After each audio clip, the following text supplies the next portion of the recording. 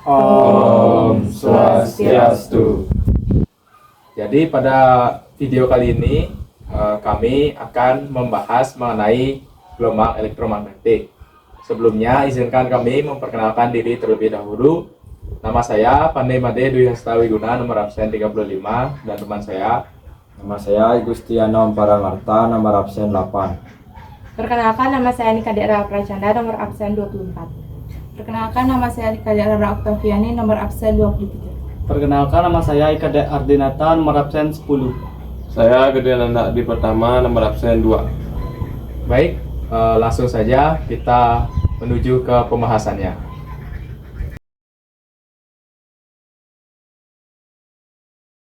Baik, jadi di sini saya akan menjelaskan mengenai apa sih itu pengertian dari gelombang elektromagnetik. Gelombang elektromagnetik seperti namanya yaitu elektromagnet, yang berarti gelombang listrik magnet. Maka dari itu, gelombang elektromagnetik merupakan gelombang yang dihasilkan melalui perubahan medan magnet dan perubahan medan listrik dalam arah yang saling tegak lurus dengan arah rambatnya. Sebagai contoh, di sini seperti gambar yang ada di samping saya, di mana gambar ini menjelaskan mengenai bagaimana gelombang elektromagnet itu merambat, di mana warna merah yang sejajar dengan sumbu Y itu berarti medan listrik, dan warna biru yang sejajar dengan sumbu Z itu melambangkan medan magnet, dan X merupakan arah rambat dari gelombang tersebut.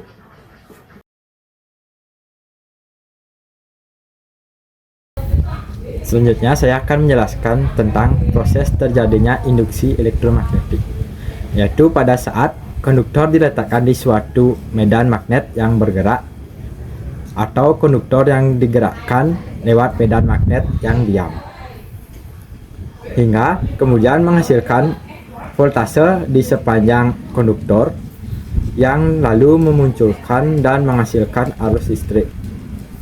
Peristiwa itu kemudian memunculkan beda potensial pada ujung kompuran yang disebut dengan GGL atau gaya gerak listrik. Induksi GGL yang timbul dalam induksi elektromagnetik menyebabkan listrik mengalir dan menggerakkan jarum galvanometer.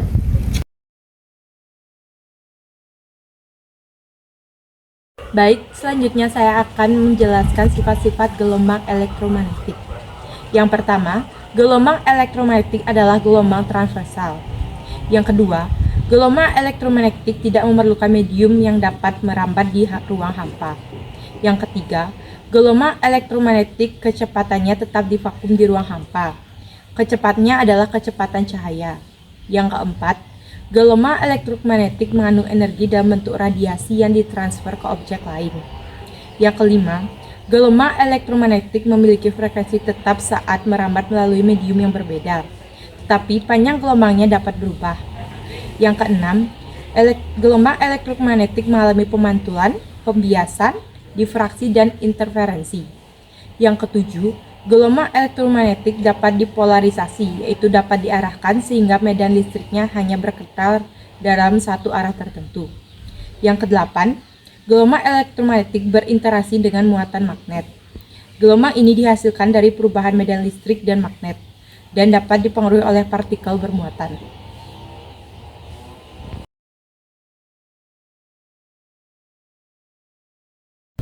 Baik, di sini saya akan menjelaskan spektrum gelombang elektromagnetik. Spektrum gelombang elektromagnetik adalah rentang panjang gelombang yang mencakup semua jenis gelombang elektromagnetik, mulai dari gelombang radio hingga sinar gamma. Berikut beberapa bagian spektrum. Yang pertama, gelombang radio. Memiliki panjang gelombang terpanjang dan frekuensi terendah. Yang kedua, mikrogelombang. Panjang gelombangnya lebih pendek daripada gelombang radio. Yang kedua, inframerah. Terletak di antara mikrogelombang dan cahaya tampak. Inframerah sering digunakan dalam penginderaan jarak jauh dan pemindaian termal. Yang keempat, cahaya tampak. Bagian dari spektrum yang dapat dilihat oleh mata manusia, termasuk semua warna pelangi. Yang kelima, ultraviolet, memiliki panjang gelombang lebih pendek daripada cahaya tampak dan dapat menyebabkan kerusakan pada kulit jika terkena sinar matahari berlebihan. Yang keenam, sinar X, digunakan dalam radiologi dan pengobatan kanker. Panjang gelombang yang sangat pendek. Yang ketujuh, sinar gamma, memiliki panjang gelombang lebih pendek daripada sinar X dan biasanya dihasilkan oleh reaksi nuklir.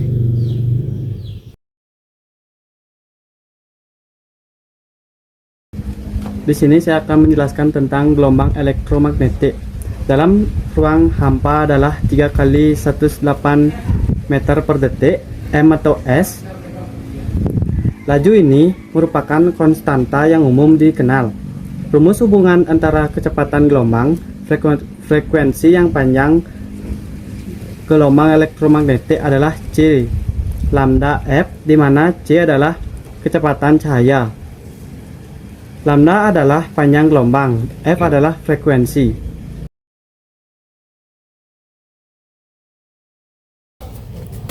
Baik, di sini saya akan menerangkan apa saja sih manfaat gelombang elektromagnetik dalam kehidupan sehari-hari. Nah, adapun pemanfaatan gelombang elektromagnetik dalam kehidupan sehari-hari. Kita di lingkungan ada 9 manfaat, yaitu sinar gamma, sinar X, sinar ultraviolet, sinar tampak, sinar inframerah, gelombang mikro, gelombang radio, gelombang radar, televisi. Berikut penjelasannya. Yang pertama yaitu sinar gamma, digunakan untuk membunuh sel kanker, mensterilkan peralatan medis, dan sterilisasi makanan kemasan.